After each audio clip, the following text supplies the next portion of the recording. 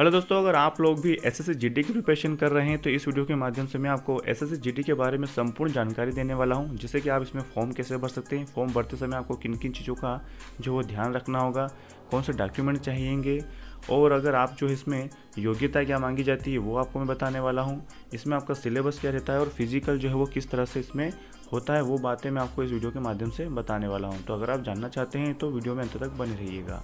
दोस्तों, ये जो वैकेंसी है लास्ट पर एसएससी जीडी की जो वैकेंसी मतलब निकली थी, उसी के आधार पर मैं आपको ये सारी जानकारियाँ देने वाला हूँ। तो सबसे पहले यहाँ पर आप देख लीजिए कि आपके पास सभी दस्तावेज आपको जो जांच कर लेना है, जैसे कि यहाँ पर आपकी पात्रता, आईडी प्रमाण पत्र, पता विवरण, यानी कि अगर आप ऑफलाइन भर रहे हो तो वो आपका पता आपको पता होना चाहिए, और आपका जो खुद का एड्रेस है वो भी आपको पूरी तरह से पता होना चाहिए, मूल विवरण। उसके बाद यहाँ पर आपका जो है वो भर्ती फॉर्म से संबंधित जो आप दस्तावेज तैयार करेंगे, मतलब आप स्कैन करके रखेंगे तो आपको क्या क्या रहना चाहिए आपके पास। आपको जो फ़ोटो स्कैन करना है, उसके बाद आपका जो वो साइन यानी कि आपके हस्ताक्षर आपको स्कैन करना है, और आईडी प्रूफ जो आप वहाँ पर फिलअप कर रहे हैं जो आपको वहाँ पर देना है। आवेदन जमा करने से पहले आपको सभी चीज़ें जो वो देख लेना है, जैसे कि आपको जब आप फॉर्म भरेंगे तो वहाँ पर आपको सारे कॉलम जो है वो दिखाई देंगे कि आपने किस कॉलम में क्या क्या भरा है, तो क्या वो सभी सही से भरे हैं वो आपको देख लेना है। यदि उम्मीदवार को आवेदन शुल्क का भुगतान करना आवश्यक है तो जमा करना होगा। यदि आपके पास आवश्यक आवेदन शुल्क नहीं है तो आप फॉर्म पूरा नहीं कर पाएंगे। तो ये कहना चाहते हैं कि आपने देखा होगा कि मतलब SC ST वालों को जो है वो इसमें शुल्क नहीं लगता है। तो अगर आपको नहीं ज़रूरत है तो कोई बात नहीं, और अगर आपको लगता है तो आपको वो शुल्क जमा करना है, जैसे कि यहाँ पर जनरल और OBC के लिए लगता है फॉर्म फीस जो होती है।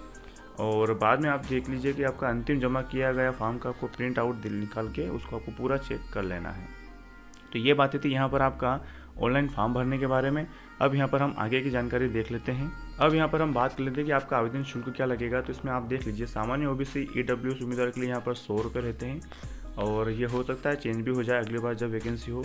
SC ST उम्मीदवारों के लिए यहाँ पर कोई भी फीस नहीं दी गई है, और जो सभी श्रेणी की महिलाएं होती है, मतलब सभी कैटेगरी की, उनके लिए भी यहाँ पर कोई फीस नहीं होती है।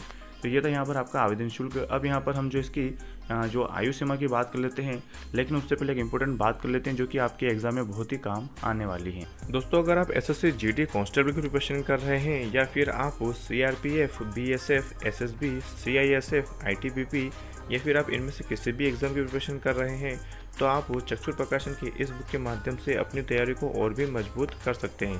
क्योंकि दोस्तों, आपको जो इसमें सिलेबस दिया गया है, जैसे कि सामान्य बुद्धिमत्ता एवं तर्कशक्ति, सामान्य ज्ञान एवं सामान्य जानकारी, प्रारंभिक अंकगणित, हिंदी और इंग्लिश, यहाँ पर इसको जो सीक्वेंस वर्क दिया गया है, जिसमें आपको सारे टॉपिक दिए गए हैं जो कि आपके एग्जाम में पूछे जाते हैं। जैसे कि आप यहाँ पर इसका विषय सूची देख सकते हैं, आपको सारी चीज़ें यहाँ पर मिल जाएगी।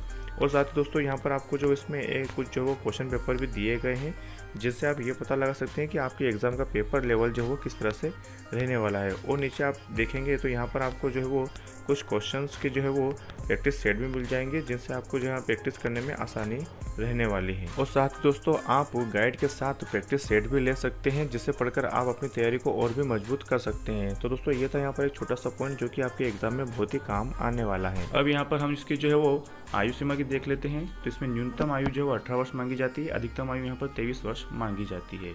अब यहाँ पर हम जो है वो इसकी पात्रता की बात कर लेते हैं। तो आप देख लीजिए कि उम्मीदवार ने भारत में किसी भी मान्यता प्राप्त बोर्ड से 10वीं यानी कि हाई स्कूल परीक्षा या समकक्ष उत्तीर्ण की हो।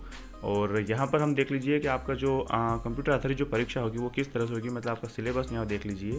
तो जनरल इंटेलिजेंस एंड रीजनिंग आपसे जो है वो 25 प्रश्न रहते हैं, और उसके नंबर 25 रहते हैं। सामान्य ज्ञान एवं सामान्य जागरूकता आप देख लीजिए सेम ही रहता है इसके लिए। प्राथमिक गणित वो भी सेम रहती है, और अंग्रेजी या हिंदी आप जो भी लेते हो उसमें आपका ये भी सेम रहता है। इसके लिए आपको यहाँ पर जो है वो 90 मिनट दिए जाते हैं। तो ये होता है आपका यहाँ पर सिलेबस। अब यहाँ पर हम बात कर लेते हैं कि आपका इसमें फिजिकल क्या क्या मांगा जाता है। तो यहाँ पर आप देख लीजिए कि हाइट यानी कि जो आपका लंबाई होगी वो आप देख लीजिए। UR और OBC और SC के लिए यहाँ पर आप देख लीजिए 170 सेंटीमीटर मांगा जाता है, और महिलाओं के लिए भी यहाँ पर जो है वो 157 मांगा जाता है। अनुसूचित जाति के लिए आप देख लीजिए 165 मांगा जाता है, और महिलाओं के लिए आप यहाँ खुद ही देख लीजिएगा। सीना आप देख लीजिए UR, OBC और SC के लिए 80 से 85 सेंटीमीटर मांगा जाता है, महिलाओं में इसकी कोई ज़रूरत नहीं होती है। अनुसूचित जाति का भी आप देख लीजिए 76 से 81 मांगा जाता है, और महिलाओं में इसकी कोई आवश्यकता नहीं है। सभी श्रेणी के लिए आप यहाँ पर देख लीजिए आपकी जो मतलब दौड़ होती है उसके लिए आप देख लीजिए कि आपको यहाँ पर जो है वो 24 मिनट में 5 किलोमीटर पूरा करना है पुरुषों को, और यहाँ पर आप देख लीजिए महिलाओं के लिए जो है वो 8 मिनट 30 सेकंड के लिए यहाँ पर 1.6 जो है वो किलोमीटर ही रहता है। तो ये होता है यहाँ पर आपका फिजिकल। तो ये था यहाँ पर दोस्तों आपको पूरी जानकारी। आई होप आपको वीडियो पसंद आया होगा। अगर आपको लगता है कि किसी और के काम आ सकता है तो अपने दोस्तों के साथ में इसे ज़्यादा से ज़्यादा शेयर कर दीजिएगा। और अगर आप किसी भी वैकेंसी के बारे में डिटेल में जानकारी चाहते हैं तो आप हमें कमेंट बॉक्स में कमेंट कर सकते हैं। और आप हमारा अगर चैनल चेक करेंगे तो आपको वहाँ पर बहुत सारी वैकेंसी के बारे में हमने पहले से वीडियो बना दी है।